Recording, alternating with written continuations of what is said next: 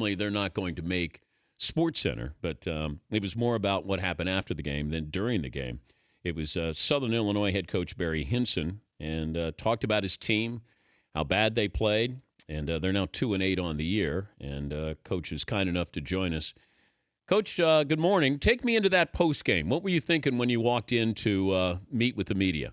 Well, Dan, first of all, evidently I wasn't thinking a whole lot in certain cases, but I think the first words out of my mouth this morning need to be to you and need to be to everybody else that's listened to the press conference is that, the biggest mistake I made is I called out a specific player, and I shouldn't do that. Mm-hmm. I'm not that kind of guy, and I've done, I bet, 400 press conferences over my career, and I bet I've only done it 2 or 3 times. But Marcus Filial is probably one of the nicest young men that you'd ever want to meet, and certainly I was frustrated that my starting point guard got 0 points, 0 assists, and the other point guard got 22 points on us. And, I was frustrated, but for me to call a kid out personally is not the right thing, and I take full responsibility for that. And I wish all the other press conferences could have been played before there, or my post-game radio shows from other games where I just said, hey, I'm responsible for this game. I had this loss is on me, and those parts don't get played. But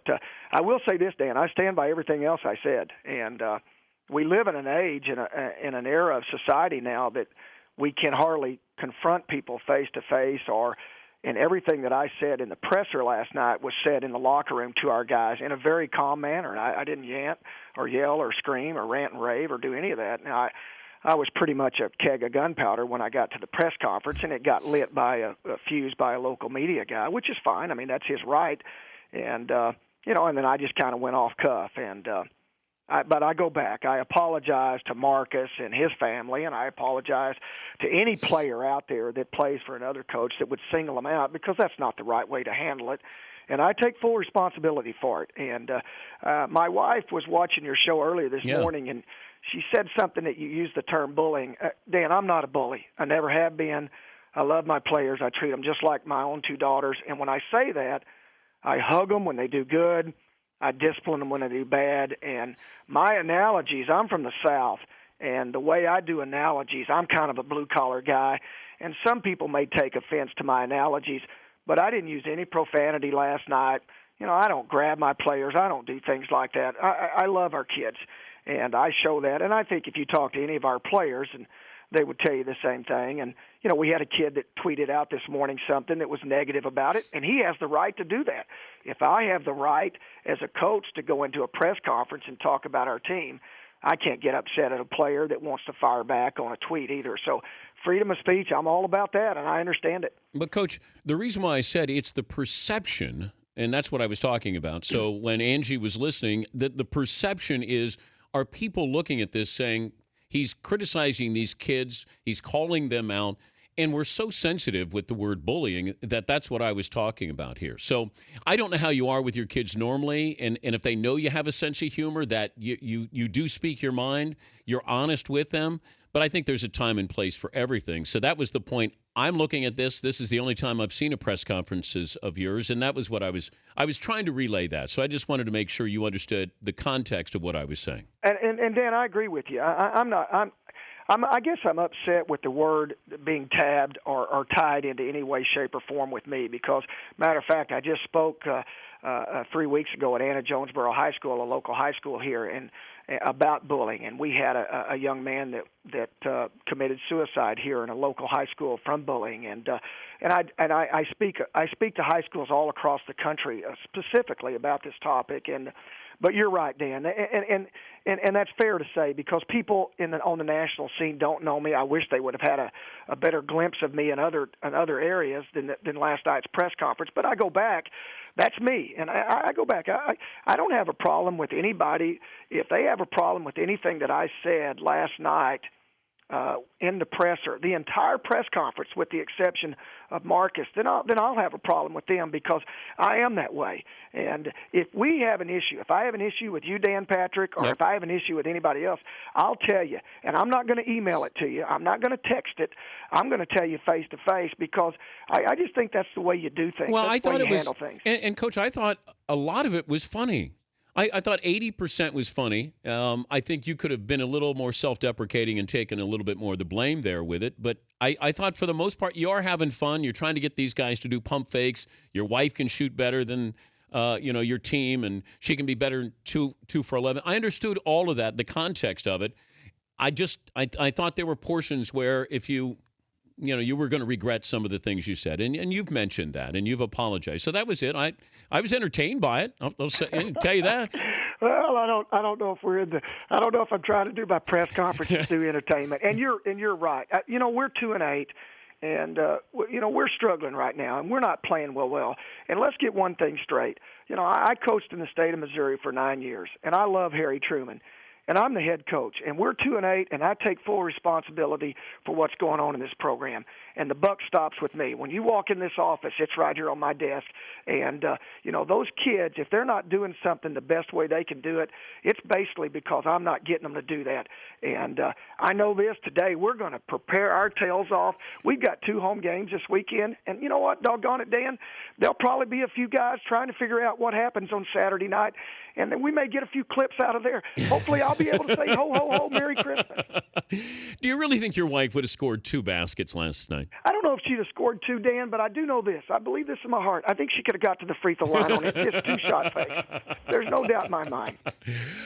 What is practice going to be like? Well, it's exactly going to be like what I said last night. Now, I won't back off that. I've got more emails today already of people. I'm getting emails from people I don't even know that woke up this morning and they're watching, listening to your show, and they say, I want my son to play for you. I had a mother, email me and just say, I am a mama, and I've got a son, but he's not a mama's boy. I want him to play for you. So I go back, doggone it, Dan. We don't win trophies after every game. Yep. We got to get out of that, and we got to go back to a little bit of some old school stuff here, where it's okay to critique somebody. Like I said last night, I'm tired of trying to coach somebody where I get negative body language or a guy rolling his eyes.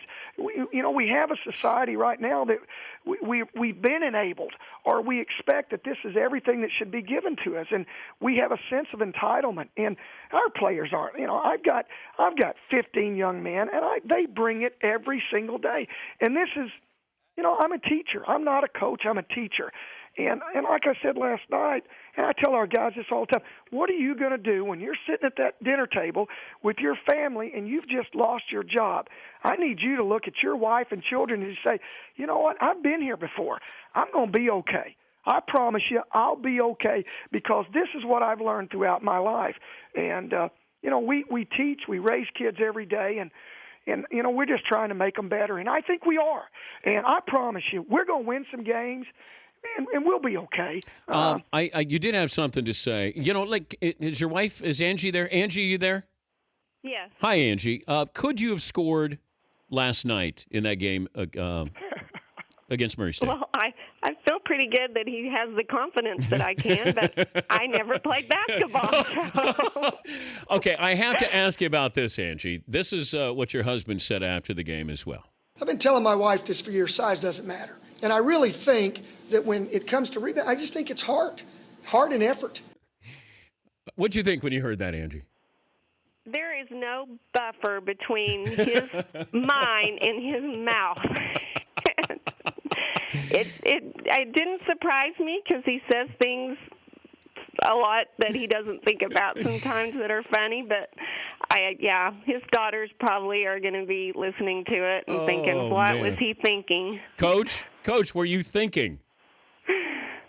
Well, obviously not. According to you guys, I thought it was pretty good. Maybe I'll be on Jay Leno here because of that comment. I don't know. Well, you know what? Maybe we'll have you on after a great win. How about that? I'll make you that deal. All right? Well, you know what, Dan? Let's go back. And Angie, thank you for joining us. I appreciate that. You're welcome. All right. I know you're blushing right now. I can feel it through the radio. Yeah, she blushes. You get ready to kick me, is what she is. Hey, I will say this. Okay. I promise you, I'm a good guy, and I love our players, and we're going to do the right things here at Southern Illinois, and I appreciate you having us on the show. And the one thing that we got to do here, as Southern Illinois believers, And, people of this university, you got to give Paulie Pabst Dan Ed of the Year because he's our guy now. He's our guy. I mean, he's our Salukி there representing us, so he's definitely the Dan Ed of the Year. But, Barry, he says C's get degrees, so that's what happened at Southern Illinois. He got his degree by getting C's. So he couldn't have played for you. He's average, and, he doesn't aspire to be great. Well, he could fit right in with some of the guys I have. No, Coach, don't go back there. Oh, hey, Barry, thank you for joining us. All right, and happy holidays to you and your family. Same to you guys. Happy holidays. All right, thank you, Barry. Bye-bye. Barry and Angie Hinson. The Dan Patrick Show, weekday mornings on Audience.